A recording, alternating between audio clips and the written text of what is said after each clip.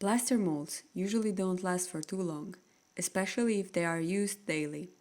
In fact, if you are using it for some kind of relief and scrape the extra clay after squeezing it in, it is likely that it will be ready to be recycled or thrown away after 20 to 30 samples or even far less. The exposed surface you are scraping over while evening the clay in the mold will be wasting away the plaster, making every sample a little smaller, more shallow. Since I started working on my tiles, I've made sure to make my molds long-lasting.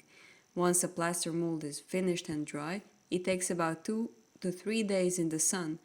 I apply water-based varnish on it. I'd suggest mixing it with water and applying 2 to 3 coatings. If you apply one thick layer, it will probably peel off as soon as you scrape over it once. Applying thin layers help plaster absorb the varnish. The first layer is not enough, very matte, not even visible, but it hooks in the air pockets in the surface of the plaster.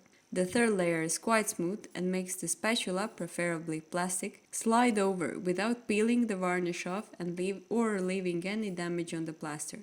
Of course, don't apply it in the area which is the negative of the sculpture, the model.